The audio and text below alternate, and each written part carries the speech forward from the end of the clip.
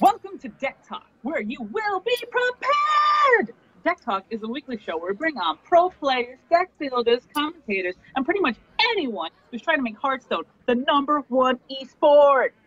On today's episode, a special one with Icegirl, she will be the host, and I'm the guest. Normally, I'd be talking right now, but it's my doppelganger, Icegirl! Decktalk is a weekly show where we bring on pro players. I don't know how that happened, but okay. By the way, mute your playback. Are you on the stream channel? You probably should mute that because I can hear it. No, I'm not on the stream channel. Oh, that's why. All right. Well, but okay. All right. So, by the way, mute your playback. Welcome everyone. As you can see, I am not the host today. Actually, it's Icegirl because, well, she basically threatened to kick my ass. And, well, we actually have a really interesting episode this week. I was actually... Don't say it's interesting, it just will be! What? Yes, she's a little crazy today. Normally, I've been having some difficulties getting through what I call the 10s, which is pretty much 11 through 9 on the ladder. Mostly because it's like the greatest variance you're going to ever find in Hearthstone. And it was pissing me off. It's like the moment I teched against one thing, I faced something else that was just crushing me, and I had like no ability of pushing through. And this was kind of problematic, to be honest with you. So, after venting my frustration and being called a scrub, I don't want no scrubs.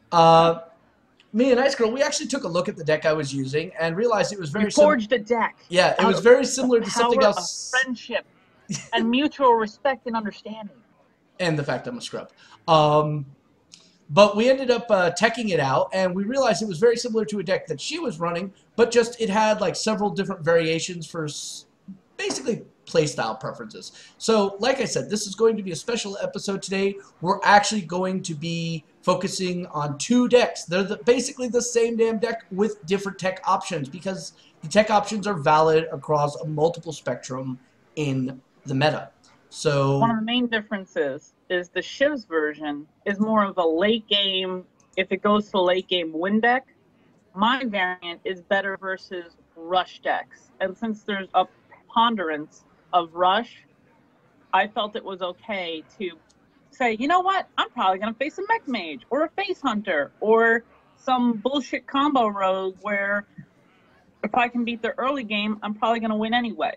So basically, that's the difference. However, my deck is clearly weaker against druids and warriors and paladins. Right. Where mine, on the other hand, you actually have to think a little bit more about the right plays in order to deal with the aggro decks, where the more stronger late game decks are a little bit easier to deal with. So it's an interesting trade-off, but they're both valid in this meta. It's kind of funny. They both actually work. So as you can see on the screen, we have both of them. There will be, deck list at the end of the show where you can go and see this. It'll be on the YouTube channel in the description section. So you can get a hands-on with this. One of them actually has a very, very detailed guide, which pretty much also applies to the other one with the slight changes to the teching. Alright, so let's take a look at both of these, shall we? First off, we'll start with the Kaboom deck.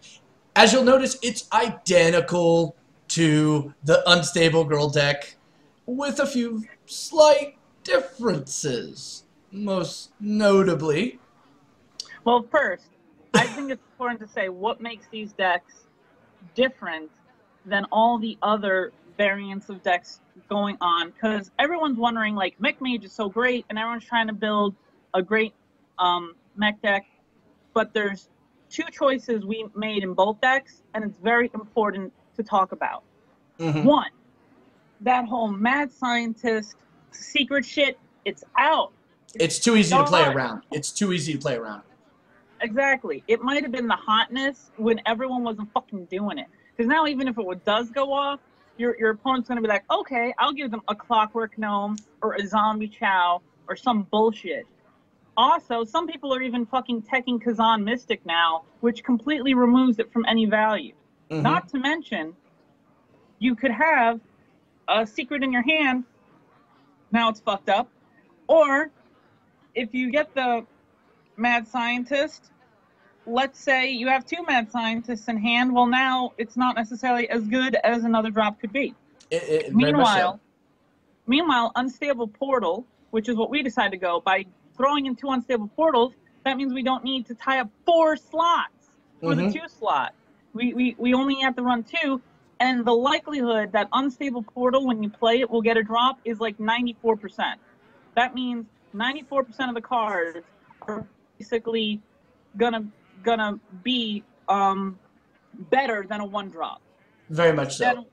So, fact of the matter is, if you play it on 2, worst case scenario, you're getting a 2 drop. But best case scenario, you could be getting a 3 drop going down for free right then. Exactly. And guess what? Once you go past 3, we're talking 4, 5, 6, 7, 8.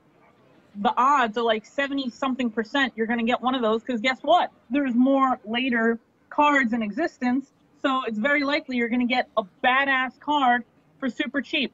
We have won games because we played like Antonitis turn 4, bitch. What can you do? Not to mention, it's really hard for your opponents to play against your deck when they have no idea how you got a fucking 3-mana high main down. Yeah, high main is just one of those great things to always get, and I love that. However, I will say this, facing up against Mech Mage, Unstable Portal has been my bane, especially when I'm playing Priest, as there's a video of this. But, you know, it's like, okay, I've recovered from their aggro, I've got this Unstable Portal.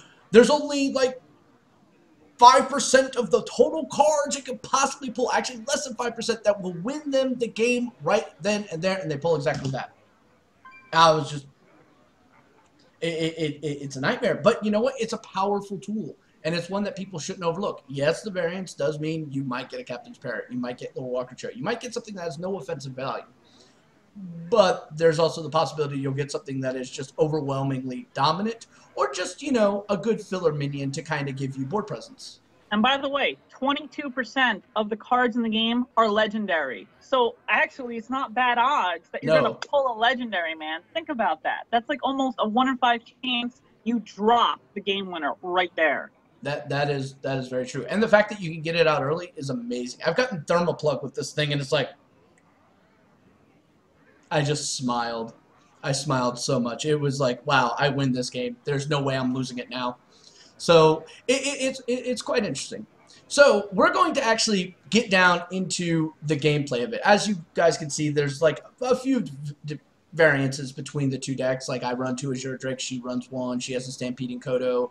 I have a Polymorph. She has a Black Knight. Again, I have a Polymorph. And she has Mechanical Lady. Black Knight for the Polymorph because of you. Like the other difference is the Mechanical Yeti. Okay. All right. It's a 3-card difference, but believe me, those 3 cards actually add up to a really different game, because by having my Kodo being able to drop at turn 5, if I am facing a rush deck, Kodo 3 for 1, because it immediately kills something, and it's usually going to take 2 of their creatures to effectively remove my Kodo. Whereas by not having that Kodo, you don't have that. But by having a second Azure Drake in that slot, which is the main difference, you're cycling a card, which makes it more likely you get to the end game, plus that extra spell damage in a mage, that could be the win right there. So it's definitely, it's a stylistic choice, but it's a stylistic choice that gives him more reach. Yes, it really does. All right. Because he wants the feels. Yeah, he does.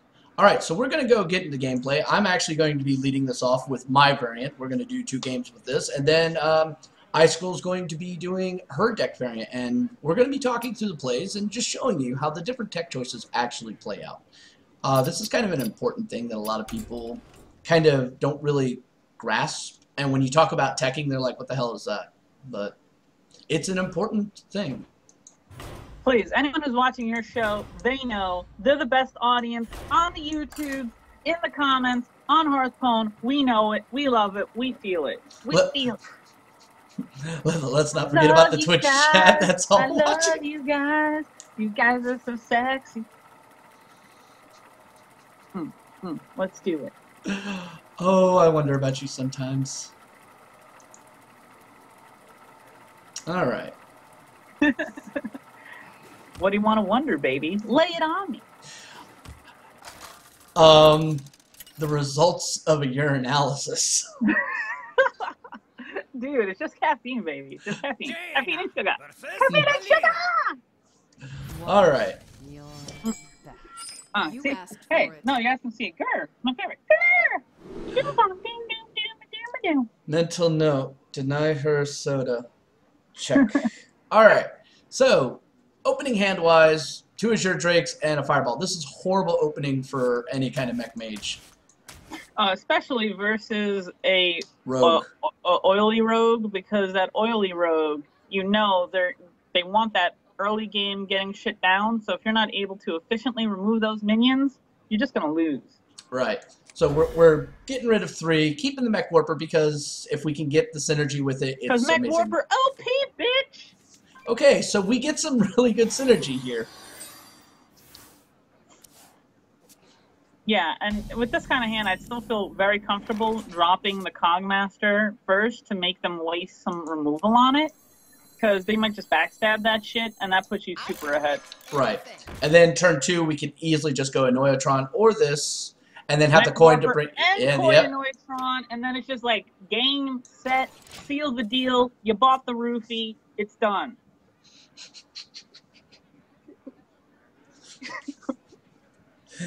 Remember, ladies and gentlemen, she talked me into doing this episode, not the other way around. Okay, Right. well, this kind of sucks for him.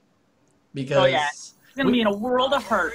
Unless he has a Blade Fury, he's like just totally fucked. He needs basically Poison, Blade Fury, or it's game. Game right here. Right. This is the power of the Mech Mage. He's like, oh shit. Speaking of poison, speaking of... Oh, wait, ladies and gentlemen, could it be? Yes, it is. This is what happens when you get greedy. But It wasn't greed. It wasn't greed. It was just pure awesomeness. So the obvious play here is obviously Clockwork Gnome Ping. Yeah. Which... The thing is, that's one less Blade Fury we have to worry about in the deck. That's actually not really bad. Remember, he also that poison, it's gone.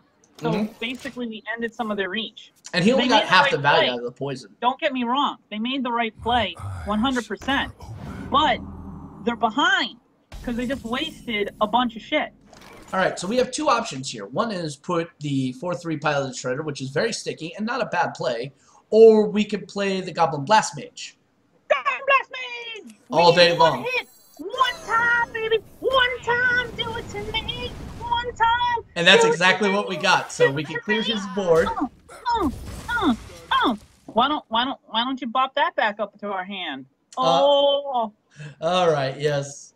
One of the things that I love doing that she has witnessed me do repeatedly is using the Time Rewinder switch to basically exploit the hell out of the Goblin Blast Mage. Oh, wow. Eviscerate. Look at that. All your removals going bye-bye, bitch. Right. So we have 2 options here. One of which is go with Unstable Portal, see what we get, and possibly play a Spider Tank after. We could go with the Piloted Shredder, which is sticky and very difficult to deal with. And sometimes the results are not what a rogue is definitely going to want to see. No, those are definitely 2 legit plays. Personally, because I like to use all the mana, I think a Portal Spider Tank is slightly more efficient. I agree. Because, you know, a Pilot Shredder, unless we're going to stealth it, but I like to stay stealth for Archmage Antonitis, because stealth and Archmage Antonitis equals victory. So we get a taunt for free. That's going to injure his board. And we'll go ahead and play something else as well. The downside here is... Oh, actually, it's not really all that much of a downside if you think about it. He really doesn't have an effective board here. So this leaves me... I mean, the question is, do we Shredder, ping his 3-1, and, like, hit him for 3? Or do we Shredder, trade R3 for his 3 and Cloaking Field the Shredder. Those are really the two choices. Ping is a little better because ping kills a minion. I'm more inclined to get rid of the Azure Drake, considering I know how Oil Rogue works, and that's like one of the most ideal targets. And if he's got to put it on here, then my ping just removes. Okay, good point. Good point. I get your point about it, but he already wasted Eviscerate and a Blade Fury. So how much more can he possibly have? Like, there's not that much more in the deck. I mean, you got Backstab. Right. He didn't use any Backstabs. He's got one more Eviscerate. You know. Oh, cool, Loot Hoarder. That's exactly what we want to see, too. Go ahead, use the back. He uses a Shiv, so we both get a card draw. I'm okay with this.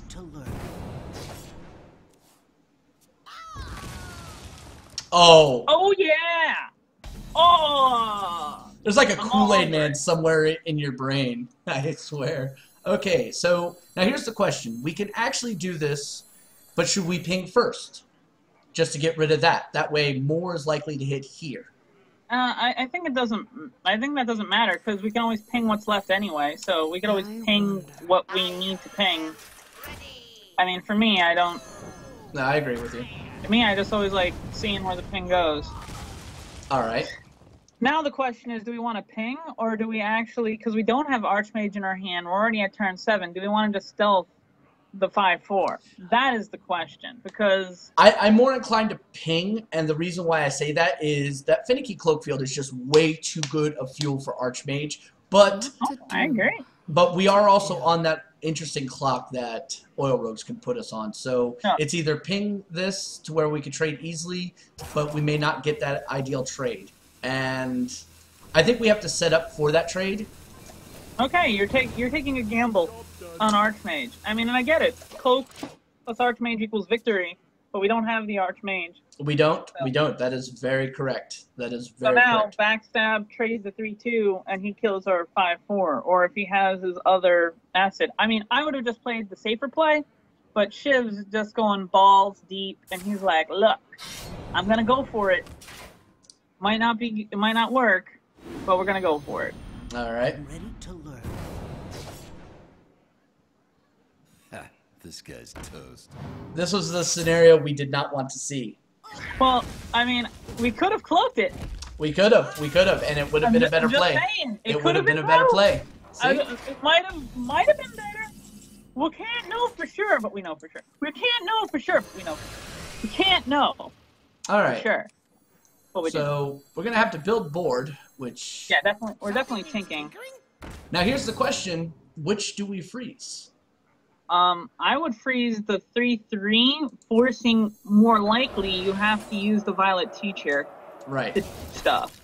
Because, I mean, he already did, the SI7 agent already did his work, so now it's like, well, if you want to kill something, you're either going to have to waste resources from your hand or sack the Violet Teacher. Right. And, interesting little side note, if Tinker Sharp Sword Oil comes down right now, it's very possible that it's going to go to the frozen target or one of the lesser targets. So he's doing the board build, which you can't fault. Can't fault at all. Doomsayer! I'll take it. That's not bad. It's still something he's going to have to deal with.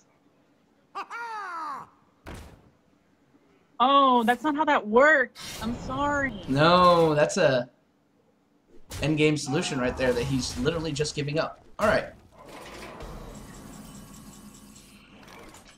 Woo! All right.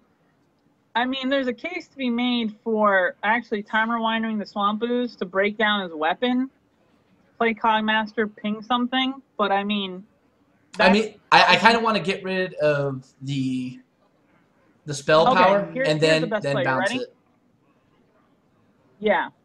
Use it to kill something. Yeah. There we go. Then we bounce it. Breaking the weapon. Right, which means he's not going to have ideal situation. Then there's going to be a Kagi Master. And we pick down one of the 1/1s. Thanks.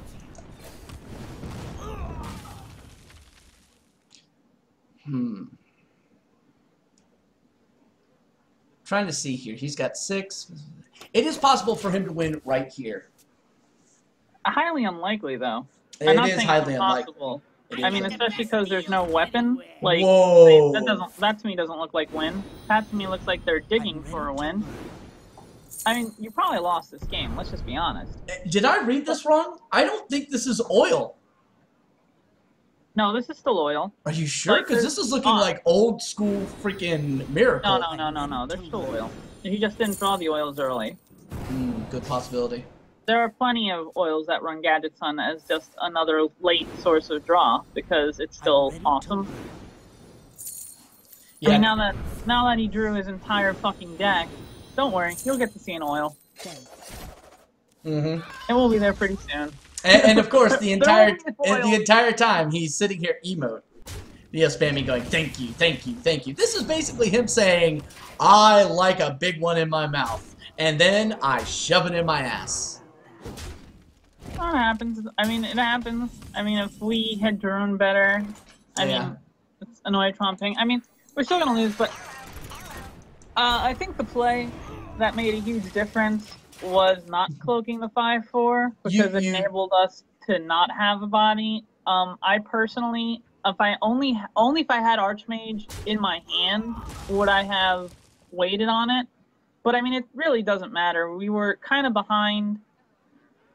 Shiv didn't necessarily make a mistake. He was just playing for the only endgame solution that we could have maybe come back with versus like playing to the board state. Told you. Look at the sharp sword oil. Look at it.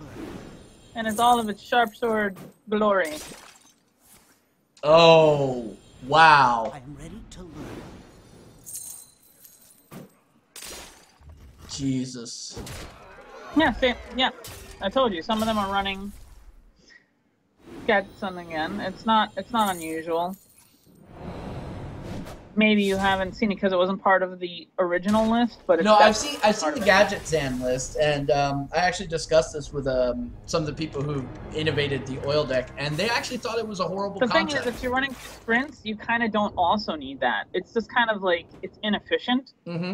Like if you look at the best deck list, they're not running it that way anymore. You know what I'm saying? Because the 2 prep sprints plus your shivs plus your fan of knives, that's plenty of card draw. Yeah. Not saying it didn't lose us that game. It did. But in terms of the deck, that one card could be, and what I've seen in its place is the Patron Scallywax, and that shit is ridiculous. Because they play that and you have to spend so much resources just to deal with it. So personally, I like the Patron Scallywax version better than the Gadget Sun version. Because you have enough card draw that you don't actually need Gadget Sun. Alright, so opening hand-wise, we're again stuck with 4s, which is going to be common because 4 is actually the high point in the deck. So now the question is, do we keep the Tinkertown or we just go for the lows? I'm actually all in favor of getting rid of Tinker. Oh yeah, Tinker isn't going to ever win us a game, and we have no lower mech to activate it, so that seems to me to be a little weird. It's like, we're hoping this is much better. Being able to coin out an Oitron really fucks with a bunch of shit. Because their biggest damage potential is early Whirling Zapbot. If they get early Whirling Zapbot, they're going to whee all over our face. Oh, we've had this happen. It was like, here, have 19 damage, or actually have 20 damage on like turn 4. I was like, I'm done. Okay, that's cool. That means they might have gotten stuck with a shitty draw. So now the question is, do we play another minion? Or... I'm all for playing that Cogmaster. It gives us more versatility. I mean, removing the totem, like... does nothing. Exactly. Like, he'll just make another totem. Granted, if he plays Flame Tongue Totem, that's a hit that we wouldn't have taken, but whatever. I don't mind. Alright.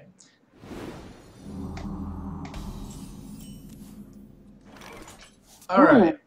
We have 2 options here. One is significantly better than the other. Let's see if you know which one it is. Does she even know? The Spider Tank is a good play because it's a solid minion, but by putting this down and then pinging this and running this into it, we effectively denied the Flame Tongue value. Okay. Close. I'm thinking the 3-2 trades, we ping the leftover Harvest Golem, and we play the Clockwork Gnome. So we actually leave our Divine Shield on the Noitron, which almost guarantees Blast Mage awesomeness. Guaranteed Blast Mage awesomeness! Right. And also, it stops him from having any Power Mace synergy coming up. Exactly. Now we have an optimal target for possibly using Polymorph. It definitely is. I mean, there's really not going to be a better target in their deck. It's just that if we do that, we're not developing the Blast Mage. Right. So, case to be made, you run the Clockwork Gnome in, taking it down to 1 health, and then we Blast Mage, hopefully finishing it off. And that's probably the best play. Yes. Or this could completely fail. Let's see if we completely fail. As I was saying. Alright, well then definitely Noitron's got to finish that off. We don't want him having a mech. That might have been just as dangerous. Well, I mean, it definitely gives him a crackle. Oh yeah. But we didn't know what it was going to give him. It could have gave him bullshit. So we'll find out.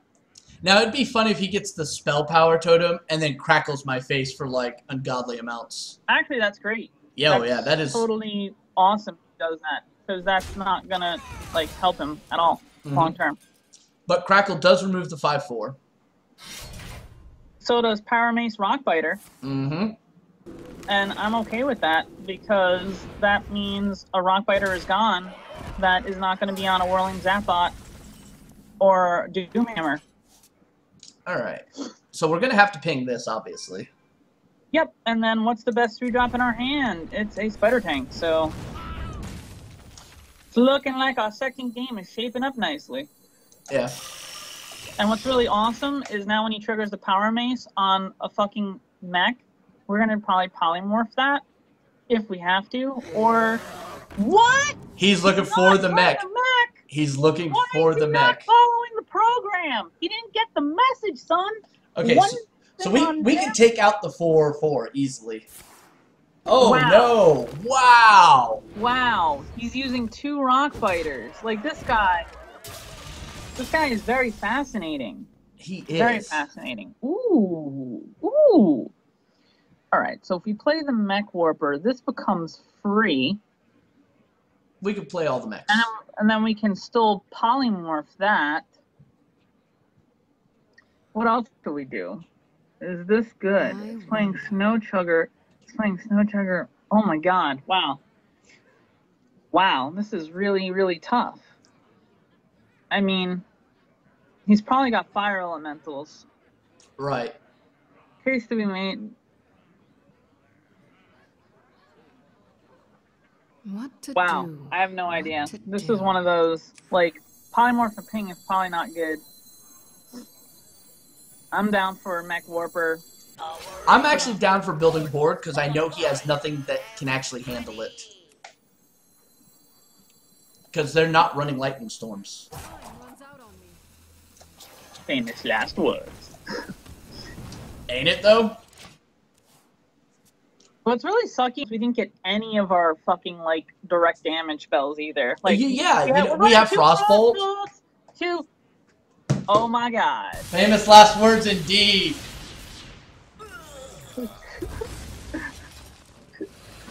Watch this version of the deck. You completely outmeta today. Oh wow, and it did. It literally did, ladies and gentlemen. Alright. Well, polymorph ping on the shredder and like hope and pray we get something. That's probably the best. That's probably the best. I mean, we are still ahead 8 life, but Jesus, man. That doesn't matter. He's a shaman. He can do like 8 damage in his sleep. The only thing that helps is that he wasted both of his Rockbiters, but he still has 2 Crackles, maybe even a Bloodlust. Oh my God, Feral Spirits. When was the last time you... anti-mech mage build. This is literally mech... Yeah, this is nowhere near standardized in any way. So this kind of sucks. I actually have to do this for board. Yeah. And I'm going to almost guarantee he's got a Dr. Boom in this deck. Oh, clearly. If he's planning to go late game, he has to have a Dr. Boom. So I'm forced him either to trade one or lose both of his taunts, which that's not ideal. So he's definitely going to want to trade, or he's going to have to use his spell. It would be nice if we got those Azure Drakes going. Mm-hmm. Oh, wow. Not as worried. So Not as worried. I mean, what are we not as worried about? I can reverse and Telling us switch next turn? this. Yeah, I mean, we're already done. There's no coming back from this. Hey, Pilot Taggle, that's great. So I want to get rid of that first. Obviously.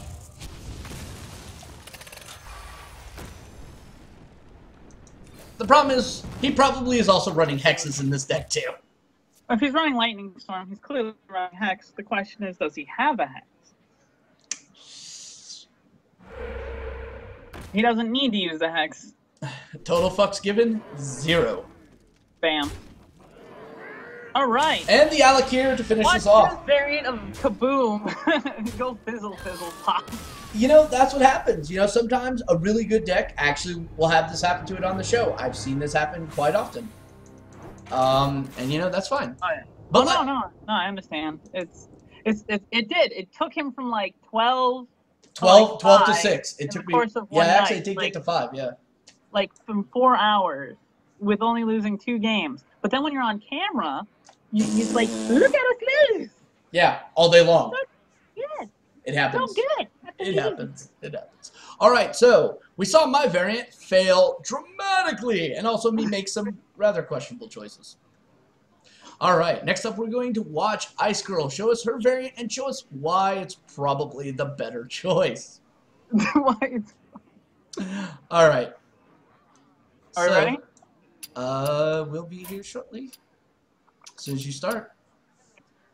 All right, I'm clicking, and here we go. I am looking for an opponent. Will they be worthy? They're never worthy. Oh man, if I run into that shaman build that you ran against, I don't know if you can handle it either. One Kodo is not enough. No. Shaman and Kodo is like, it has a long, rich, you know, melodramatic story of Right, I hate Paladin. you. All right, for me, I mean, keeping Mech Warper is fine. Annoytron is fine. I honestly can't feel keeping the Spider Tank because I already have 2 drops. I really would rather have a 1 drop, even though the Spider Tank is a really good 3 drop. So I'm going to send it back, hoping to get a 1 drop. Mm-hmm. Bam! That's how we do it! That's how we do it!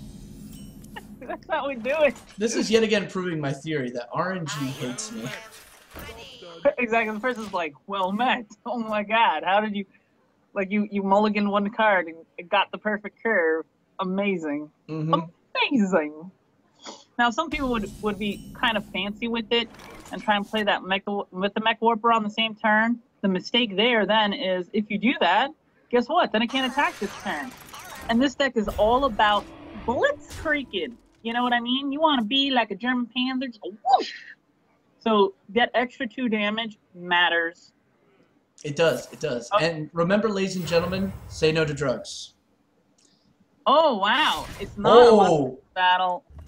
It's a No, but Muster's coming next turn.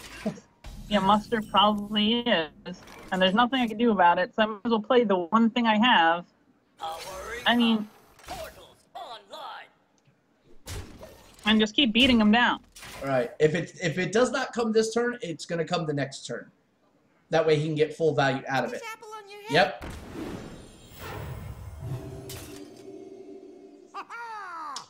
Wow. Backhand. What is this? And now this is interesting. Ladies and gentlemen, you're seeing some, you know, new tech that we've never seen before. That is true. And I don't like it. I don't like that at all, because if he musters for battle, I'm going to get a ton of knives, but if I just ping and do, I don't get any boards, so I kind of have to Shredder here. You do, unfortunately. And I have to assume that the Clockwork Gnome is going to die, so I can set up the Knife Juggler for me, like, ping him down next turn. Right. Though, interestingly enough, he'll probably have to trade into whatever the remainder is on your piloted Shredder. Well, now that he's at 4-1, yes. But if he got 3 knives and wow, double South Sea deckhand. Oh my God! Who is streaming this? Seriously. I don't know. I don't know. Who is streaming this deck? There is no way someone's just like, I know, double South Sea deckhand rush. This is a thing.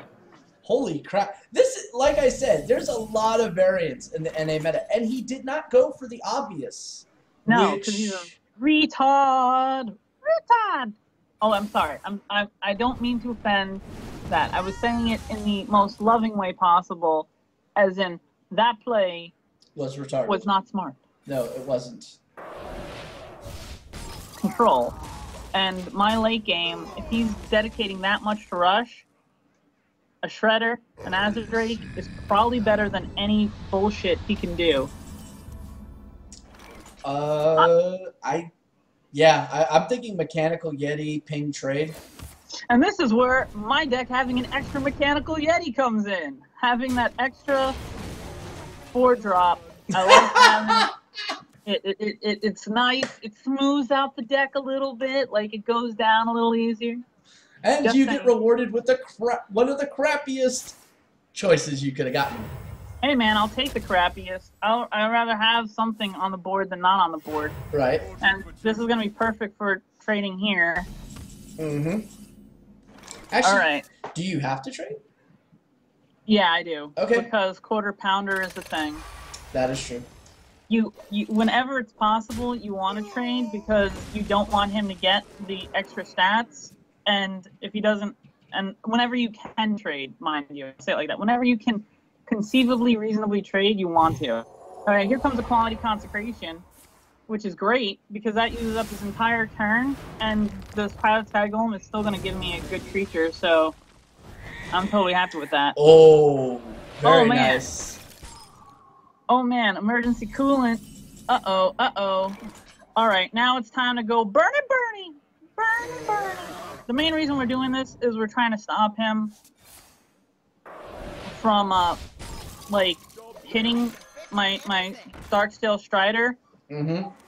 And the reason I play the Cogmaster is he just consecrated, so odds are he doesn't have another board removal. So we can just make it happen! Make it rain, son. Even if he brings out Tyrion, it's not going to help him here. Because of the polymorphs! Yep. The morphs of the poly. Okay, you can abuse the Sergeant, it can't attack. I'm just letting him know. I'm reminding him.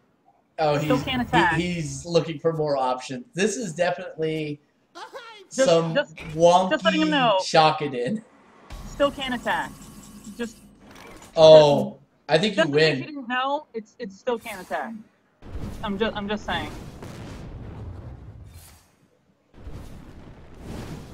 I'd kill him with the Cogmaster. Boom! Hit him with the nose, son. Hit him with the nose. Hit him with the nose.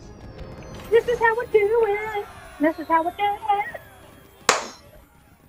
See, when you're playing the unstable girl deck, you gotta be a little crazy, a little unstable, a little weird. It helps. It does. It does. So does medication. All right, so we're off to a good start. We got the bonus star streaking, which is also like 5 wins in a row. The reason I was at rank 4. The reason I lost rank 4 is I actually, for the first time I tried to net deck, I tried to play that shaman build that got trumped to legendary, and I apparently suck at playing other people's decks, so I went back to playing Unstable Girl after getting knocked back to 8, and I won all the way straight up. Well, that's impressive. This is basically my dream hand. Oh, hold on a second. For me, I am going to keep this. Oh, that is a perfect hand. That is perfect. Now, it just matters if the priest has Shadow Madness, this could get fucked up. But if the priest does not have Shadow Madness, I just kind of like proceed to victory pretty easily. There's also Arcanized Circle combo that could stop me. But that's about it. And then there's that. Well, one of his abilities to kill me is now gone. Like, that was a huge mistake. Just throwing out a Wild Pyromancer without getting any guaranteed value out of it. Oh, don't be so sure. Wild Pyromancer is still good of tech. Now, the reason he might have done that is maybe he has another way to clear my board, but if he didn't, he just misplayed. So we're winning. This isn't a real victory for the deck. We're winning on the fact that he misplayed, unless he also has like Alkanite Circle combo or some other shit. He probably does, and there's only one safe play here because you're going right into that territory. Exactly, Piloted Shredder. Yep. And we're gonna play around it. We're gonna rush him a little bit, and now we're gonna see if he actually has combo. If he has comboni. Oh wow! Called it. What do you know? Oh my God! He didn't have the comboni. He didn't have the comboni Zamboni. Well, then I think you have to use Frostbolt, 1 trade ping. Why not continue developing the board if he didn't have comboni last time? Doesn't have it this time. That is true Doesn't too. have it this time. So now we're just building. We're building. We're building for that climax. We're going for the climax. Ooh, feels good. You know, reversing switch is going to get so much value here. No, we have an Archmage in our hand. Why would we blow a cheap spell? I can get through this with the ping. That is true, you could. So now, we just ping. We trade a little bit. Oh my God, it got so sexy. It got so sexy all of a sudden. Oh my God. Well, let's unstale portal, see if we get a mech. That's not a mech. Not a mech. Why does the game do this to me? Now you're starting to sound like me last week. Well, he didn't use Shadow Madness before. I guess it's safe to play this. I will hold back on the Voidwalker as potential protection for Archmage. Oh, but he could have Mind Control tech. I guess this matters least, and this does more damage to him. We're almost done. Right. We're playing around Mind Control tech. We're playing around the fact that I have no time for games. That exists. That is totally fine. That is totally fine. So now the question comes, I mean, we can obviously hit him for 4, 7. We can do 8 more damage to him. We have an Archmage coming up. The question is, do we want to play the Kodo just for another body?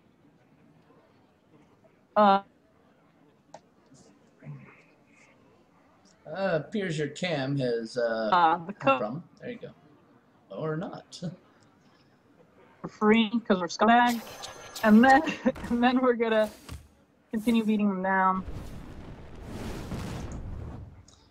Yes, ladies and gentlemen, sorry about that. There was a slight hiccup in internet connection. It's resolved itself now, I think. So now what's gonna happen is he's probably gonna let me change your mind and grab something, and then we're gonna just kill it with the Kodo and continue the beatdown. Or he could play a Wild Pyromancer. Okay, that's great. I am really totally okay with that. In terms of not okay with it.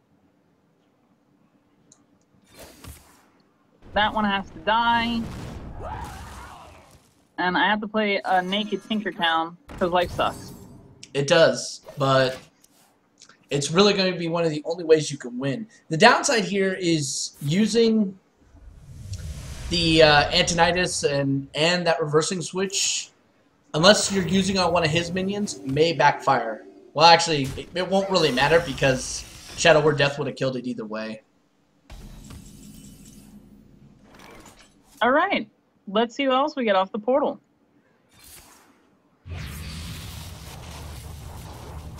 Is that... Wait. Yeah, that's a Prophet Valen. The problem is... I've had this combination before. I've had this combination before. I think your best play here, ironically enough, is put out the taunt and ping Sylvanas. No, he can heal it. It does nothing if I ping it. This way, at least it does whatever. I don't mind him hitting me. Or you could have reversing switched it and then Kodo, but then he would have gotten a Kodo. So yeah. I need a fireball off of Antonitis. Like your way instantly loses me the game. That is true. That is true. Because you fireball. Let's see if it happens. Boom. This is how we win. This is how we win. This is how we win. Oh my god. Game off the unstable girl. How the hell do you get this RNG? I'd kill for that RNG. Now we win. Oh yeah. Watch it, baby. Play unstable girl. It's the supreme variant. It's how it's done. The portals will always reward you. I've had to deal with this all week, by the way. Victory. All week I've had to deal with this. All right. So that was amazing. That was 4 games we actually did. And, yeah. And we saw who had 2 losses and who had 2 victories. Just saying is all. Just saying. Play it. You'll win. I know where you live. Remember this. Anywho. Just saying. Moving on to this awesome social aspect. District 12! Or is it 13? I forget. I don't know. Okay. Actually, I think it was District 9. District 9? Yes. No, it's not District 9. Oh, you're talking about that stupid, I'm going to Hunger rip Games. off. Hunger Games. Everyone knows Hunger Games. You mean the rip off of Battle Royale? Yes, everybody knows. Dude, this. I love Battle Royale, too. Hunger Games was It's just instead of, like, Japanese girls getting, like, slaughtered, it's mostly white men. Whatever. It's true, though. such misandrist. Okay, if you'd like to follow Icegirl, check her out on Twitter at twitter.com/. Let's go to the wind zone, baby. Go into the wind zone. You can check out her Twitch, twitch.tv/IcegirlAK. And, hey, if you haven't figured out that you're probably watching this live on Twitch anyway, or you haven't checked out the YouTube, you can check out me, The Shiv, at twitch.tv/TheShiv. And by the way, YouTube.com. this time because I wasn't wearing them. Yes, which is why her face was on the damn camera. You can check me out at The Shiv Gaming on YouTube. Awesome, awesome. Thanks for coming, everyone. I really appreciate you guys watching the videos. Even the haters. I love the haters because you know what? It makes me play harder. Yeah. So the more hate, the more fuel. I love it. And for those who actually genuinely see what we're doing and have fun and enjoy it too, you guys are the guys that actually, it's not so much the fuel, but you make me feel good inside. To be honest, there's a lot of days where people are talking shit about how I look or how I sound or how I treat Shiv or whatever. And I get it. I get it. You know, esports in general, it's like 92% male in terms of most of these competitive games. And the few females that exist, it's like you see the things that are going on and people like, oh, they're fake, they're phony, whatever. But you know what? You just watch me kick some serious ass. And I swear to you, if you can take some of my advice, it'll help your game just a little bit, and you'll be joining the unstable crew, baby. Oh my god. Oh my god. Yes, yes. Unlike somebody, she's not magical, but she's real. Look, there's a dog! There's a dog on the screen! Hey, how could you not let someone win? No, no, dogs are not allowed. Only cats. Only cats are allowed on the show. We got a doggy! Anyway, before this turns into, a petting zoo, thank you everybody for watching. Hey, day 9, man. Day 9, he has cats. Cats! Yeah, everybody loves cats. Nobody cares about dogs. But they don't love dogs? Why? Have you not seen Icon Has Cheeseburger? They love cats. Screw dogs. All right. I'm just being wacky. Sorry, guys. Anyway. Getting serious. Anyway, don't forget to tune in next week. Who will have another guest and another deck. And probably somebody else tormenting me. And maybe even another dog. Maybe another dog. I will go find a stray dog and put it on the show. All right? Okay.